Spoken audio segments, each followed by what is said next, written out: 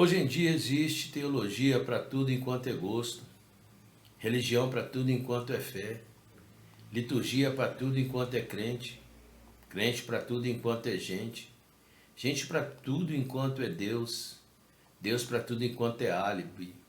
Os ídolos de barro perderam a sua força e deuses abstratos se concretizam, solidificando a consciência coletiva que tornou-se tão volátil. A fé não passa de uma palavra monossílaba. A religião converteu-se em monólogo e o ego converteu-se na consistência, fazendo do egocentrismo uma excelência. Grandes líderes, com sua falácia, substituíram o lugar de Deus para aqueles ávidos a ouvi-los e demônios do engano a possuí-lo. E o Pai nosso que está no céu não mais vê o seu nome santificado, nem vê sua vontade sendo feita, pois já não se morre em prol da verdade, onde existem verdades relativas, germinando vários paradigmas que deturpam a verdade absoluta. A Bíblia tornou-se apenas um compêndio contendo palavras que falam de Deus, mas há muito não é mais a palavra divina, e nem tampouco foram reais todos os fatos nela inseridos. E eu sou apenas um leigo, um sectário fundamentalista, que talvez como um tolo ainda insista que Deus não morreu, nem tudo aquilo que ele escreveu, pois passarão os céus e a terra, mas as suas palavras jamais passarão. Morrerão eu e os meus, como também morrerão você e todos os seus, e todos veremos a Deus. E só então se saberá quem haverá de sorrir ou quem haverá de chorar. Existe uma enorme diferença entre os que apenas escutam a mensagem do Evangelho para os que a miúde buscam a meditação e entronização com Deus através do Espírito Santo. Muitos professam a fé em Jesus Cristo guiados apenas pela emoção e vivem influenciados por um raciocínio lógico germinado pela consciência coletiva que estabelece os seus paradigmas, que, indiferente de religião, vale mais o núcleo de um convívio e suas diretrizes elaboradas por uma razão convencional do que a verdade absoluta. Assusta-me certos exageros nestes movimentos extremamente perdulários em que mesclam inúmeros artistas ou mesmo pessoas públicas, convertendo o propósito em apenas um show publicitário. Aparentemente, isto parece até inofensivo, mas esse tipo de comportamento tem banalizado demais o Evangelho, banalizado demais a sã doutrina, sucateando-a. Jamais devemos deixar de questionar aqueles que hoje estão cobrando valores exorbitantes em cachês, e o meu entendimento é que só conseguem êxito em relação às igrejas que estão distante da vontade de Deus. Por isso, satisfazem a ganâncias desses mesmos artistas, e já nem sei quem é mais errado, se os que cobram ou os que pagam. Eu não culpo os artistas gospels, os conferencistas, teleevangelistas por cobrarem imensuráveis quantias para exibirem os seus números. Só existe produtos pirateados porque encontra-se quem paga por eles. E o mesmo se dá com tais pessoas que igualmente pirateiam o louvor e a adoração feita a Deus. E aqueles que se valem do cristianismo para orquestrar estatutos e perniciosos intentos jamais conheceram, vivenciaram a essência da excelência dos ensinamentos de Jesus Cristo, por isso não passam de mercenários da fé. Quantos convivem com a ideologia, ainda que com ares de teologia, mas não têm a mínima noção da profundidade de uma genuína vida cristã? Muitos se batizam sem a consciência da responsabilidade, não sabem na íntegra o que significa a palavra arrependimento, pois as igrejas, não todas, é claro, tem se preocupado muito mais com a quantidade e com a renda per capita e não necessariamente com aqueles que querem realmente viver uma vida de arrependimento e uma vida com integridade na presença de Deus.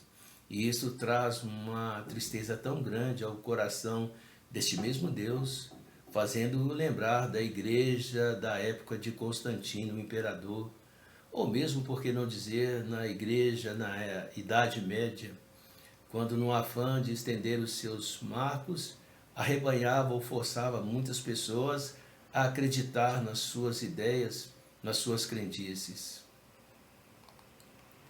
A grande realidade é que essas pessoas são como aleluias, insetos oriundos do cupins. E como tais insetos que se perdem ao reflexo da luz depois de despedaçarem no chão, sem asas à mercê de implacáveis predadores, assim são aqueles que estão se entregando à vida, se convertendo a uma filosofia, por que não dizer gospel. Tão poucos conseguem sobreviver, só que há uma diferença enorme entre almas que morrem sem um apoio ostensivo e simples insetos, e não podemos levar vidas e mais vidas à revelia, um grande número de pessoas que conseguimos atrair e depois deixá-las esfaceladas com a miséria espiritual. Massificação. Essa palavra é a síndrome da fobia que paira sobre nossa nação. E ela se converte em síndrome porque, tal como uma epidemia, paulatinamente vai se instalando, trazendo indesejável apostasia, fazendo com que o pânico ou fobia não seja nenhum exagero. Podemos colocar tudo a perder se começarmos a inovar em vez de literalmente confiar no Espírito Santo de Deus, que com certeza tem o domínio sobre todas as coisas e o poder de transformar vidas e mais vidas, não apenas fazendo um proselitismo em um evangelismo sem nenhuma eficácia, enchendo nossas vidas de corpos vazios. Ele quer restaurar, ele quer transformar através de uma metamorfose verdadeira. E este não é o primeiro trabalho de Deus. Ele não é nenhum calouro que faz experiências para ver se vai dar certo. Desde que o mundo é mundo, quantas nações não foram literalmente transformadas através do seu poder? Na atual conjuntura, a igreja traz no seu âmago a preocupação que pairava. Na atual conjuntura, a igreja não traz no seu âmago a preocupação que pairava na prole, onde uma confissão de fé significava assumir a responsabilidade de lançar sobre a fúria de homens sanguinolentos como Nero, Domiciano e tantos outros. Hoje há uma liberdade de culto, pelo menos em nossa nação, o que dá a condição para que as coisas germinem naturalmente em cada coração, trazendo um amadurecimento profícuo. A vereda do justo é como a luz da aurora, que brilha mais e mais até ser dia claro. Isso é o que testifica em Provérbios capítulo 4, versículo 18. Hoje é possível nós tornarmos e sermos batizados de uma forma cônscia, estando arraigado pelo menos em um princípio básico, como também mais cônscio ainda. Com certeza podemos trazer e levar as pessoas a uma idoneidade para que haja um conhecimento total do que significa uma vida genuína cristã. Arrependei-vos, outra palavra, verbo, que é a sintetização da transformação, a metamorfose por mim falada, protagonizando a verdadeira resistência para todos aqueles que buscam o que têm sede de Deus, pois uma palavra tão simples pode mudar todas as vidas que tiverem a sinceridade de germinar este sentimento com toda a profundidade no seu coração, fazendo uma ruptura radical e com uma consciência compulsória coletiva que impera sobre esse século.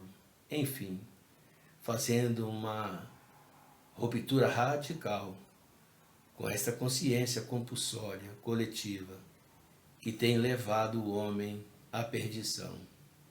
Bendito seja o nome desse Deus maravilhoso chamado Jesus Cristo.